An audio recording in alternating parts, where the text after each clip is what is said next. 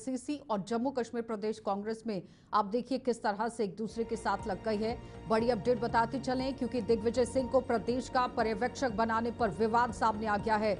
पर्यवेक्षक बनने पर दिग्विजय सिंह आज जम्मू पहुंचेंगे। प्रदेश कांग्रेस कमेटी के यहां कई बड़े बदलाव हो सकते हैं। बताते चलें कि जिस तरह से हर एक पार्टी चुनावों को मद्देनजर रखते हुए अपने अपने संगठन के अंदर बदलाव कर रही है और उसी तर्ज पर कांग्रेस भी लगातार काम कर रही है। इससे पहले आपने देखा कांग्रेस ने किस तरह से अपनी रणनीति को बदल दिया, लेकिन अब प्रदेश के अंदर पर्यवेक्षक भी बनाए जा रहे हैं और पर्यवेक्षक बनने पर दिग्विजय सिंह आज जम्मू पहुंचेंगे। दिग्विजय सिंह को प्रदेश का पर्यवेक्षक बनाने पर विवाद उत्पन्न हो गया है। प्रदेश कांग्रेस कमेटी में ये बड़े बदलाव हो सकते हैं और एआईसीसी और जम्मू कश्मीर प्रदेश कांग्रेस में अब यहां पर ठन गई है। आप देखिए किस तरह से पहले ही कांग्रेस के अंदर गुटबाजी की वजह से काफी परेशानियां इनको झेलनी पड़ी, क्योंकि देखिए गुटबाजी की वजह से परेशानी का दौर एक कांग्रेस ने देखा, लेकिन अब एक बार फिर से अगर यहां पर ठनना शुरू हो गई है तो फिर सवाल जरूर उठते हैं कि कांग्रेस आगे रिवाइवल के जिस तरह से मूड में नजर आ रही है कितनी सफलता हासिल करेगी। फिलहाल बताते चले कि दिग्विजय सिंह को प्रदेश का पर्यवेक्षक बनाने पर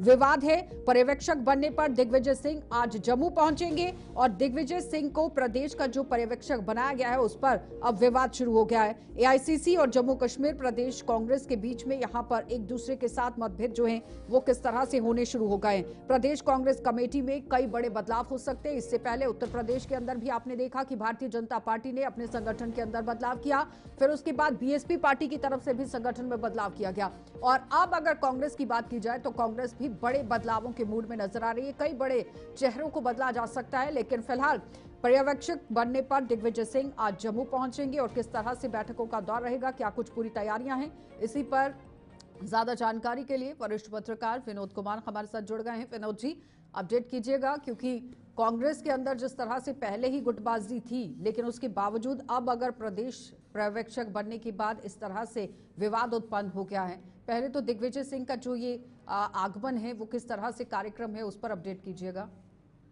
आशा, ये बुलेटिन शुरू होने से ठीक पहले मेरी तारिक हमीद करा से बात हुई टेलीफोनिकली और उनका ये कहना है कि आदेश जो है 2 महीने पुराना है, ये कोई नया आदेश नहीं है दिग्विजय सिंह को लेकर के। और उनका ये भी कहना है कि दिग्विजय सिंह को समन्वय और तालमेल बनाने के लिए, यानी पार्टी के इंटरनल जो इश्यूज है उसमें नहीं, दिग्विजय सिंह को अगर भेजा गया है या पर्यवेक्षक बनाया गया है, उसकी मुख्य वजह यह है कि जो घटक दल हैं, जिसमें नेशनल कॉन्फ्रेंस है, सरकार के घटक दल, जिसमें कांग्रेस है, बाकी दीगर जमातें हैं, इंडिपेंडेंट हैं, उनमें समन्वय और तालमेल बनाने के लिए रिस्पॉन्सिबिलिटी दी गई है। और इसमें कोई दो राय नहीं है कि जो कुछ 2024 के चुनावों में, विधानसभा के चुनावों में हुआ है, उसको लेकर के कांग्रेस हाईकमान बड़ा गंभीरता से ले रही है और कुछ लोगों को के लिए इंक्वायरी भी इनिशिएट की गई है। कुछ ऐसे भी आरोप हैं कि कुछ लोगों ने भाजपा के संग मिलकर के सबोटाज करने की कोशिश की है, इस पर भी इंक्वायरी इनिशिएट की। यानी all is not well in Congress, शायद ये सबसे बड़ी वजह है। लेकिन विनोद जी, जिस तरह से 2027 का उत्तर प्रदेश के अंदर रणनीति को लेकर काम कर रही है कांग्रेस और पूरे देश के अंदर एक रिवाइवल के मूड में नजर आ रही है, लेकिन अगर इस तरह से एक दूसरे के साथ ठनना शुरू हो गई या फिर विवाद शुरू हो गए और गुटबाजी नहीं खत्म हुई तो कितना इफेक्ट कांग्रेस को एक बार फिर से होगा, क्योंकि कांग्रेस रिवाइवल के मूड में और वाकई में क्या फिर रिवाइवल कर पाएगी? उत्तर प्रदेश की बात नहीं करूंगा, लेकिन जम्मू कश्मीर के परिप्रेक्ष्य में देखा जाए तो वाकई में यहाँ भी गुटबाजी जो है खुलकर सामने आई है। कुछ रोज पहले ही दिल्ली में कुछ लोगों ने प्रदर्शन किया, जमकर के प्रदर्शन किया और उनका ये कहना था कि हमें इग्नोर किया जा रहा है। ये एक गुटबाजी का एक प्रथम चरण है। जब से वकार रसूल को हटाया गया है, तारिक हमीद करा को कमान सौंपी गई है, उसके बाद से ये लगातार ऐसा हो रहा है। तारिक हमीद करा को काम ना करने के लिए मजबूर किया जा रहा है, ऐसा प्रेशर डाला जा रहा है। हर पार्टी में गुटबाजी होती है, लेकिन कांग्रेस की गुटबाजी खुलकर उभर के आई है और कांग्रेस जम्मू कश्मीर को लेकर के संगीन है और इसको लेकर के बड़ा सीरियसली मैटर को टेकअप करना चाहती है और जो लोग इसके लिए मुलव्विस हैं, जो इसमें शामिल हैं, उनके खिलाफ सख्त कार्रवाई भी हो सकती है, मुनासिब कार्रवाई। विनोद जी, अगर जम्मू कश्मीर की ही बात की जाए, कितने गुट इस वक्त कांग्रेस के नजर आ रहे हैं? देखिए, बड़ी बात यह है कि पहले गुलाम नबी आज़ाद हुआ करते थे। गुलाम नबी आज़ाद ने पार्टी छोड़ दी, उससे अपनी पार्टी बना ली, उसमें भी आप सारी जो इकाइयां हैं उसको डिसबैंड कर दिया गया है। पहले आज़ाद गुट हुआ करता था, मीर गुट हुआ करता था और बहुत सारे गुट हुआ करते थे।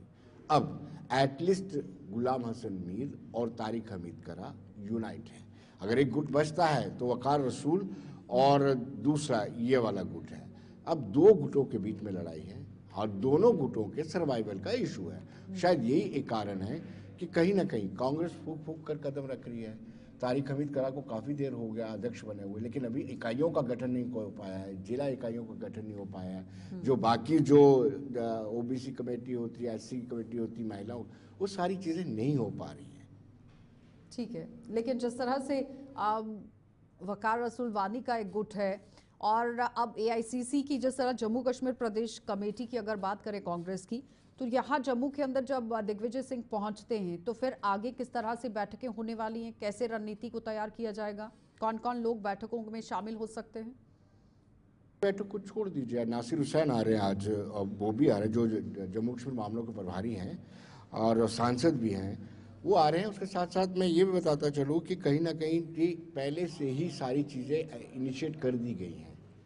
इंटरनल लेवल पर इंक्वायरीज चल रही हैं जिन जिन पर संगठन को संदेह है कि इन्होंने पार्टी को सबोटाज करने की कोशिश की जब विधानसभा के चुनाव थे, क्योंकि विधानसभा के चुनावों में टोटल 6 सीटें, सबसे पुअर परफॉर्मेंस अभी तक की जम्मू कश्मीर के मामले में कांग्रेस की सबसे पुअर परफॉर्मेंस 2024 के विधानसभा चुनावों में मात्र 6 सीटें जीती।